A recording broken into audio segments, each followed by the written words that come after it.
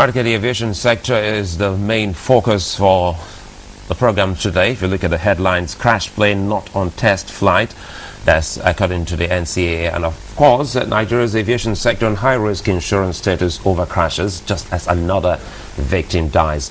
Joining us from Abuja studios live to look at developments in the aviation sector is the former Minister of Aviation, Fani Kayode. Good morning and thanks for joining us. Good morning. Well, a whole lot has been happening, which has been some source of worry for a whole lot of Nigerians, you inclusive, who's been in charge of that ministry years ago. What can you say concerning this particular sector, which is very, very vibrant and important in the life of a nation? Well, thank you very much. First of all, let me say that we're all mourning the death of Chief Solomon La, one of the greatest leaders this country has ever had. And my prayers that his soul rests in peace.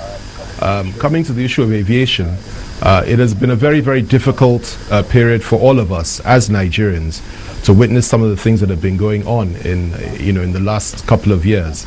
And what I can say and what I should say is that I believe that we should all join our hands together, whether you are in the ministry, outside the ministry, minister, former minister, government official or opposition, to do our best to ensure that Nigerian travelers get a better deal and that lives are protected and the lives are saved.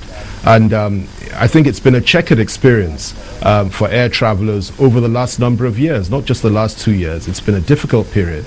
But I think by and large, if only we can all join our hands together, and particularly those in charge of that sector, focus clearly and continue to do their job, I'm sure things would be far better. But of course, it is tragic what has happened, and this is why some of us have made interventions from time to time. When you talk about intervention here, I think perhaps let's start talking about specifics. What form of intervention, or should we first of all start by looking at the problems in the aviation sector before we talk about interventions? Well, there are so many issues, and I don't want to sound as if I'm some kind of aviation critic, or other than the fact that I had the privilege of heading the ministry for a period of time. I'm not an aviation critic. What I am is that I believe that I am somebody that is a leader in this country, or one of the emerging leaders, and I feel that I have an obligation to point out a number of things here and there. But it's not for me to make life more difficult for anybody. But at the same time, we have a responsibility to point out the fact that it is important that those that are in that sector should work hard to ensure that lives are protected. They have many challenges, and these are not just their challenges, they're our challenges as a family, as a nation. Of course, I'm sure they will be in a better position to tell you what their challenges are. I don't want to make life more difficult for them by criticizing them on this program, especially at a time like this. But what I would say, and what I would always say, is that we must join our hands together to make sure everybody does his job or her job properly to ensure that lives are protected. There have been gains in the sector over the years, there's no question about that. But at the same time, we still seem to have a problem in terms of air crashes, and I believe that we need to do far more than we're doing. When you say everybody should join their hands together to ensure that they do their jobs properly and air safety is ensured, what exactly are you implying? I'm not implying anything. I'm saying something, and I'm being very clear. I think we should all assist and support, if necessary criticize, but just to ensure that those that are in charge of that sector ensure that people don't die. Encourage people to do their job properly, and where necessary, to criticize. There's nothing implied here. It's a very simple thing. We've had a number of crashes over the last 2 years, and indeed even before then. Lives have been lost. In 2 years, I think it's about 2 years, almost 200 people have died from our skies. This is a matter of concern, and I think any responsible leader, when they hear the facts and the figures and look at this, would have to say, listen, however much you may like whoever is in charge or whoever's involved or who's in that sector, it is a matter of concern. People, as we speak now, are about to board a plane. And it doesn't help very much when somebody says, well, if they get up in the air, it may be an act of God that the plane suddenly crashes. We need to encourage people and we need to try our best to support them and, and assure them that our skies are safe. And it's as simple as that. And I think whatever we can do that, I think we should continue to do it. I don't think it's helpful for me to be criticizing people too much that are within the sector. But I think it's important for us to make our own interventions, make our own contributions from time to time to try to, point them in the right direction where we feel that they may not be getting it completely right. Okay. We've, in the last few years, we've had the airports expanded. We've had some other developments, positive developments in the aviation sector, even to the point of IATA and other agencies, international agencies, commending Nigeria's air aviation industry. Now, would you consider that things that we should do, and how can we improve on that? No, there's no doubt about it. I mean, the terminals have been expanded. The airports are beautiful. A lot of work has been done there. There's no doubt about that. And even in terms of administration, one has to commend the efforts not just of this minister but ministers that came before her. I mean, about 4 or 5 ministers have been there since we left. And I think everybody has put in their own efforts and done their bit. Nobody's perfect, but everybody has done their very best. There's no question about that. But my concern is the fact that if within a period of, almost 2 years or so, 200 people have died from our skies, then I think we, apart from concentrating on beautifying airports and things like that, I think we also have to concentrate on ensuring that we have, full compliance in terms of all the rules, all the regulations, ensure that safety mechanisms are in place, ensure that morale is high, people are not cutting corners, and ensure that lives are protected and saved. And that has to be the priority, rather than anything else. I'd rather have shabby-looking airports with safe skies than to have beautiful airports when skies are not safe. And I need to make it clear, I don't think it's helpful for us to be comparing tenures or comparing notes as to who did what. I think it's more, and I'd be glad to have a debate with anybody in terms of my tenure or the tenure of anyone else one-on-one at any point in time. But I think for now, what we are all concerned about is trying to join hands to ensure that they ensure that people's lives are protected.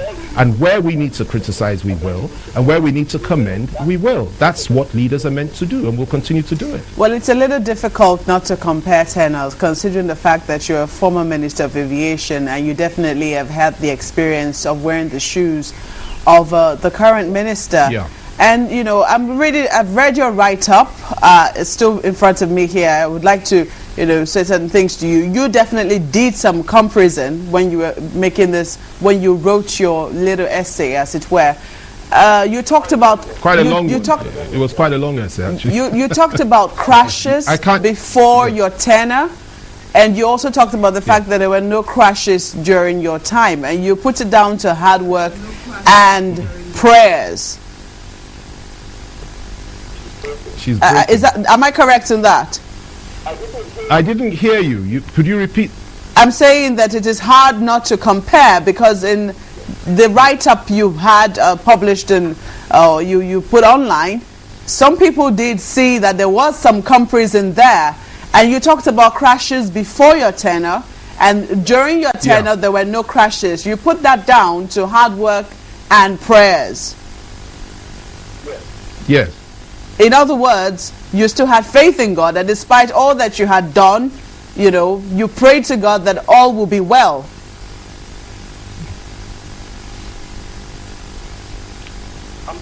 I'm sorry. You keep breaking. I can't hear you. Maybe you should do it from the... Could you repeat the question? Perhaps I should just, hit the nail on the head. You have faith in God that, in spite of all that you did during your time, that all will work and there will be no accidents. Yes. That all will work and there will be no accidents. Yes. So you do know that the hand of faith could always play in despite all your best efforts, right? Faith could always play in despite all your best efforts. Sure. Okay. Yeah. No. But of course, I mean, look, listen, the point is this. You need to work hard. You need to ensure that the right things are done and that everybody does his job properly. And you need to ensure there's full compliance with all the regulations and all the rules. Now, having done all that you can possibly do, then of course you have to pray. And I'm a man of faith. I carry my faith into everything. If anybody tells you that prayer has no place in anything that we do, then I believe that that person perhaps needs prayers themselves. It's very important that we pray. But I don't believe that you just sit down and pray and you don't work hard. No, you get down, you pray hard, you work hard. When we came into aviation, or when I came into aviation, it was a situation that, you know the background, you said you read the article. It was a very drastic and a very pitiful situation, tragic situation, where 453 people had been killed in the space of just 1 year. And of course, that's an emergency situation, 5 crashes. And I had to come in to do a specific job, and that job was to stop the planes from crashing. In order to achieve that, we put specific things in place. One, full compliance of all the regulations. In other words, no cutting of corners. The aviation, the parastatals had to do their work, NCA did its work, no cutting of corners. The airline operators had to be put in their place to ensure that they do not do anything that is wrong, and all the agencies that are supposed to oversee the sector are doing their work properly. Secondly, we got rid of all the bad eggs within the sector, removed a lot of people that were not doing their job properly, replaced them with good people. Thirdly, one had to go in with a lot of militancy, because if you make a mistake, people are going to die. So literally, night and day, you have to ensure that you are militant, you act with military precision, you instill discipline, and you ensure that everybody does what they're supposed to do. The slightest deviation could result in a crisis. And we ensured that we didn't have crisis simply because we were not prepared to accept that, we were not prepared to accept mistakes. The third thing is this, or the fourth thing is this: we go into these things with compassion in our hearts. Every life that is lost means a destiny has been destroyed, and you need to be compassionate. You are motivated by your compassion for people and for human life, and that's something else that I think we carried into it. And then most important of all, what we have to realize and appreciate is the fact that despite the challenges we all have in this country in terms of economy, security, and all the things that are going on, every Nigerian has the right to life. It's simply not good enough if people get on planes and feel that, look, perhaps that plane may drop, or you're sitting in your house in Lagos or something, and a plane may suddenly drop on your home or your whole area, as it did a year ago when the Dana plane crashed. These are all the considerations, and you do all that, you ensure that's all in place, and at the same time, you will also do your prayers and dedicate everything that you do to God. And that's what we did, and it worked for us, and I'm sure it will work for other people. You know, and I want to encourage those that are there now to perhaps consider these issues and to continue with the hard work that they're doing. What pains me the most is the fact that, you know, as we speak today, people are still mourning. People haven't buried some of those that died on that crash yet. And people are sitting in their homes crying for their loved ones. And it's a very tragic thing. And it's something that we need to avoid. Whatever it takes, I think we need to ensure that this sort of thing does not happen again. And our history in terms of, or our record in terms of aviation safety in Nigeria, you know, has not been that good. Over a long period of time, we've lost almost 800 people in the space of, the last 11 years or so on and so forth. And I think it's a collective thing. I don't think I should be pointing fingers at anybody or saying I'm better than anybody. I think we all have a responsibility to do our very best. And of course, those that are there today have the primary responsibility to do that. Wherever we can help them, we will certainly help them. And wherever we feel they need to be criticized or be told that, look, this is perhaps you should consider this, I think we should do that. What I think motivated me to write that article, because I make interventions on a number of areas, and aviation is just one of them. I try to avoid aviation because one of the things we don't like to do is talk about what our successors in office do. It's something that I do very reluctantly because it doesn't make life any easier for her. The last thing you want is for a former minister to be on your back over any issue. But what I think provoked this particular one was the fact that the day after the crash, even before the corpses had been buried, even before the parts of the burnt bodies had been taken from the crash site and so on and so forth, even before there was an investigation in terms of the cause of the crash, even before the investigation began, let alone concluded, the PDP spokesman got up and said that all was well, they're doing a very good job, and that the minister should be allowed to continue with her job. I felt that you know, you don't speak like that immediately after a crash until you're absolutely sure that everybody did their job properly. And then, of course, there were other interventions, acts of God and so on and so forth. And I think it's important that we are very focused and clear. Where blame needs to be attributed, let it be attributed. And at the end of the day, the President of the Federal Republic is responsible for what happens in our skies and in our country, and the Minister of Aviation is responsible for what happens within the aviation sector. And I think whatever we can do, criticizing has its place. Commending has its place. Sometimes we commend, sometimes we criticize. But to say nothing and do nothing, I think is a big mistake. And this is why we make interventions from time to time. Tell us about the independence of the parastatals under your watch. I mean, just recently, we've been told, some people believe that the Ministry of Aviation shouldn't even exist, that the NCAA and AIB and FAN can actually do their job independent of a ministry. No. It would be a very, very ridiculous suggestion that the Minister of Aviation shouldn't exist. The Minister is responsible for everything. The parastatal chiefs are accountable to her, and they report to her, him or her, whoever is there at any point in time. And it's very, very important, because at the end of the day, these are government agencies. The Minister reports to the President. The parastatal chiefs report to the Minister, and that's the structure. It's like saying, the army can have a commander-in-chief, but mustn't have GOCs, and the troops themselves should be the ones running the show. No, you must have a minister in place. You must have a strong minister in place that knows what he or she is doing. Now, you asked me about the independence of the parastatals under my watch. When I came into aviation, NCAA was firmly under the control of the ministry, which I don't think was a good idea. I didn't think was a good idea. We had a very good man there by the name of Dr. Timorin, who I reappointed in 2005 because he was doing such an excellent job. But what we did do was introduce legislation to give NCAA independence, so that Timorin didn't have to report to me directly, and he didn't have to take my directives. Of course, he still worked under me. I still supervised him, but there was far more autonomy. And when I pushed that legislation through, it went through the National Assembly, and they got their autonomy by the time I left. I finished my tenure. That's number one. Accident Investigation Bureau. I created that agency. We established it. I proposed it. President Obasanjo approved, and we created it. Before then, we had AIPB, which was a part of the ministry, which was charged with investigating accidents and so on and so forth. But I felt that the accidents they were investigating, you can't investigate yourself.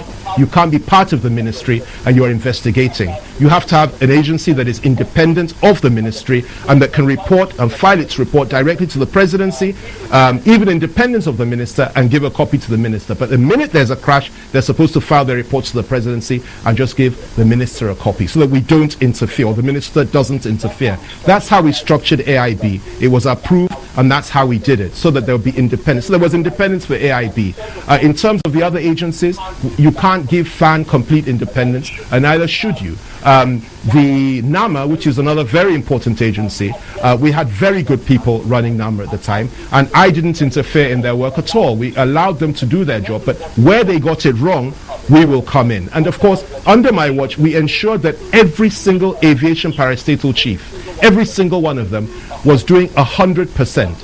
Not 80, not 90, 100%. And we did this with military precision, because I ensured that we watched them and we ensured that they did their job properly. Where they got it wrong, we would intervene, and we would either replace them or we'd replace their managers, and so on and so forth. And that is the whole point. You need to give the public confidence that you're doing your job, so that by the time they're on the plane and by the time they're at the airports, they know that they're going to land, go wherever, land wherever they're going safely and soundly. And you need to imbue confidence. By the time I came in, there was literally no confidence in the aviation sector. People were scared to fly. But by the time we finished, I think we ensured that that confidence was restored and people were confident to fly again. Sadly, almost 3 months after we left, crashes started again. But I must say this, within the last few years, the tenure of Omotoba, who was Minister of Aviation, I think a couple of it, there was Desani Madueke, then there was Felix Hyatt, and then the gentleman I just mentioned came in, Omotoba came in.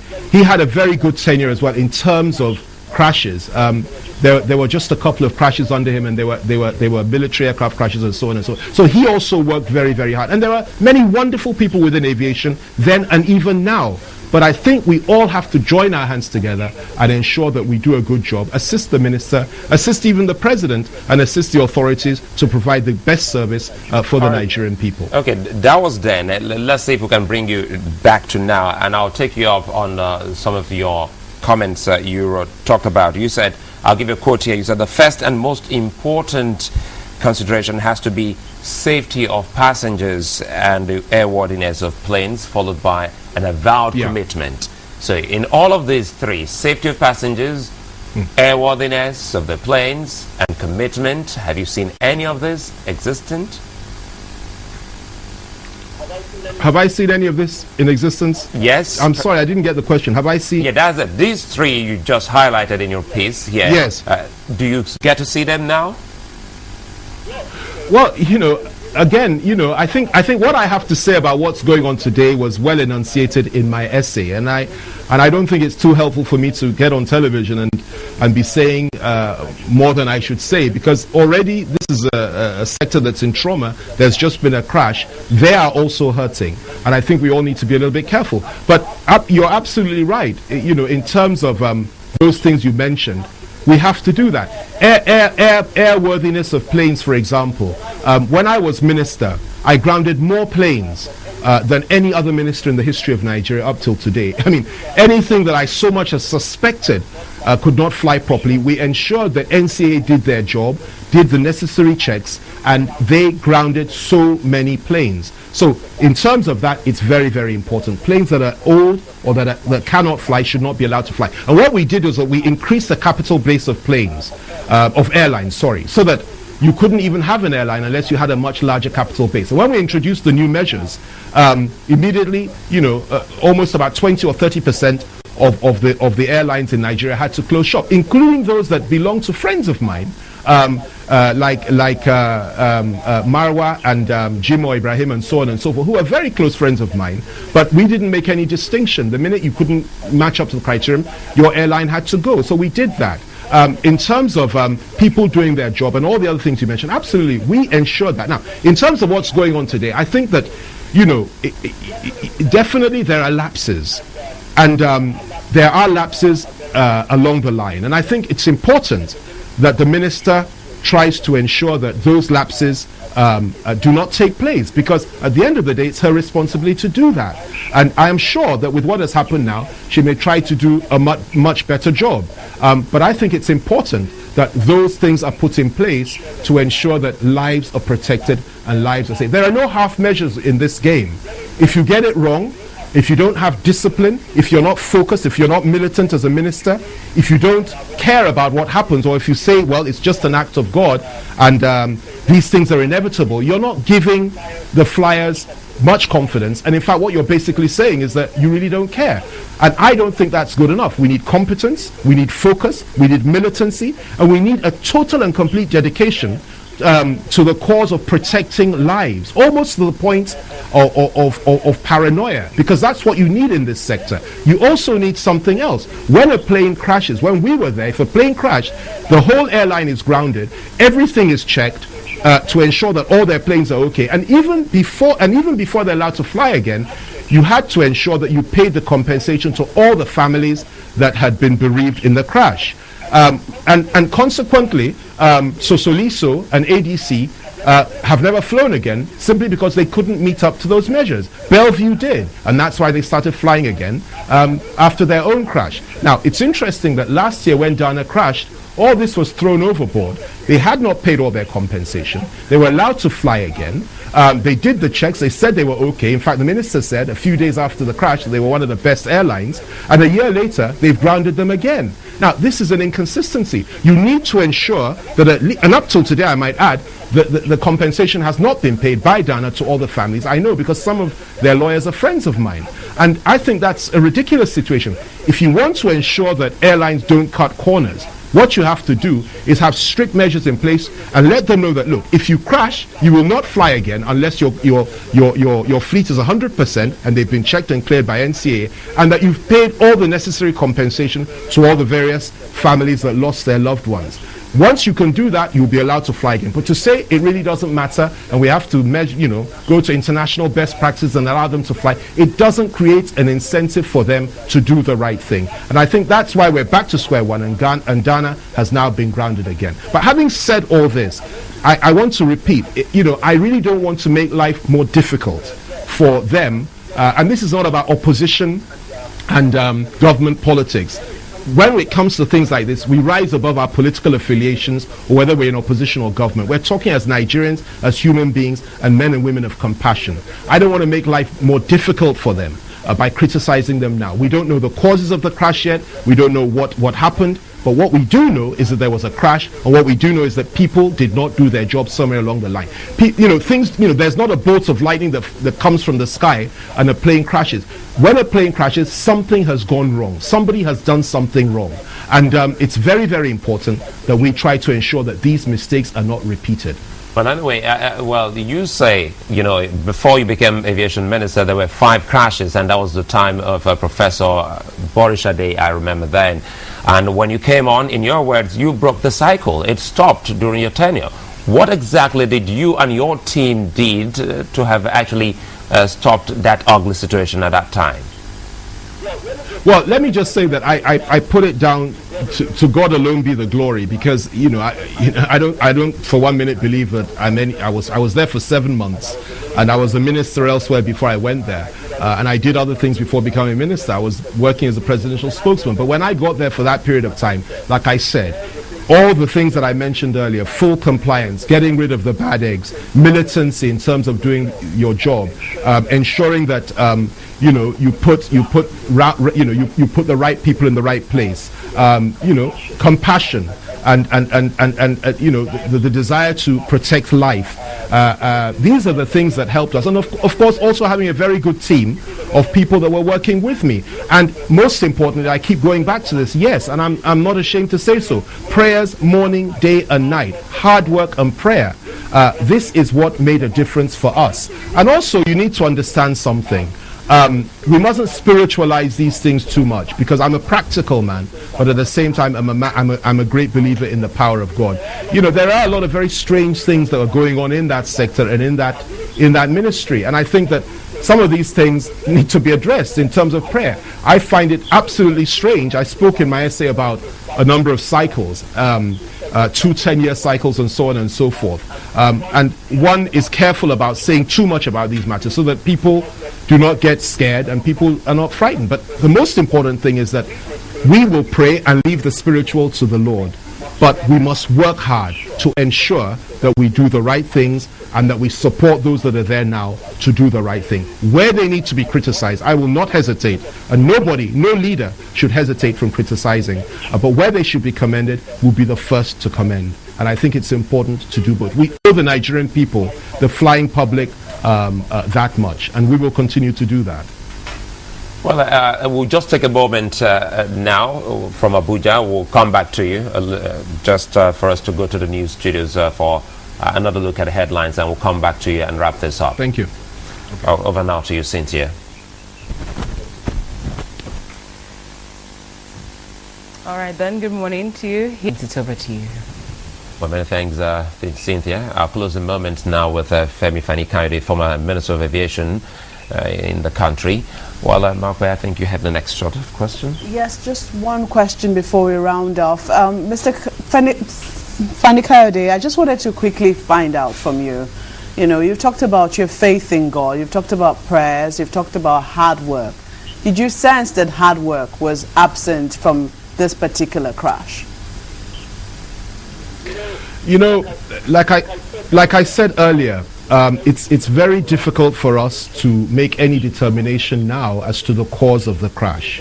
It is not helpful for me to begin to say this was as a consequence of lack of hard work on anybody's part. What I can say, however, is that it is important where there's a consistent pattern of behavior or a recurrent pattern of events that I should be able to say that, look, the minister needs to do a better job or consider the possibility of resignation. I can say that because something is going wrong, but I'm not prepared to say that this accident or any other accident was as a cause of anybody not doing their job. Something went wrong. Let the agencies investigate. I might add that it's very, very important that we get something clear.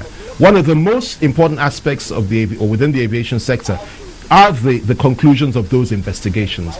In my own experience and in my own time, what I discovered that virtually all the reports that were made concerning the investigations of various crashes that took place before I came in were all reports that were not accurate, which is specifically why I asked the president. I investigated it, the president investigated it. We compared the reports that were given by the aviation ministries at the time to the what they call the NTSB reports that the Americans filed, and they were completely different. We realized that our own people were covering up a lot of things, which is why we set up AIB. But the point is that it's very, very important that the people that are investigating should be able to ascertain specifically what went wrong before we say somebody didn't do their job or something went wrong.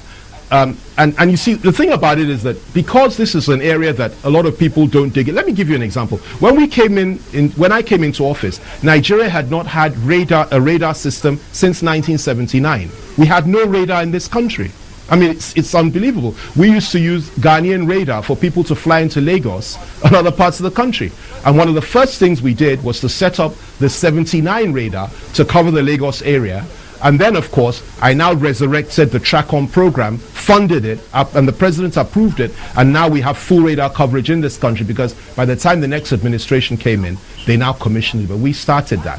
Why I say that is this. There are so many things that the public may not know that's going on in aviation, but those within know, but very little has been done. And I'm glad that in the last few years, at least those that are there, are building up on the foundation that some of us established. We want to encourage them. However, at the same time, we want to insist that we let them know that we will not shy away from telling them that they may not be doing the right thing, particularly the person that is in charge of the sector. And I keep saying, I am prepared to have a one-on-one debate with the minister directly, not her aides, not her associates, not anybody, the minister directly, about her tenure if she has any reservations about some of the things that I've said. Having said that, I don't want to make life difficult for her. We should encourage her. We should support her. But where I believe she may be getting it wrong, or those under her are getting it wrong, we need to be able to criticize effectively to keep them all on their toes, to protect the lives of our people. They deserve that much. Well, we'd like to thank you so very much. I think I'm afraid that's all time will allow us to take. I hope that we'll be able to bring you back to the studio to look at so many other national issues you've commented on, written on, and of course spoken about. Many thanks, Femi Kayode, former Minister of Aviation. Thanks for the pleasure of your company. Thank you very much. All right, Zilla takes a moment now, and we'll be back shortly.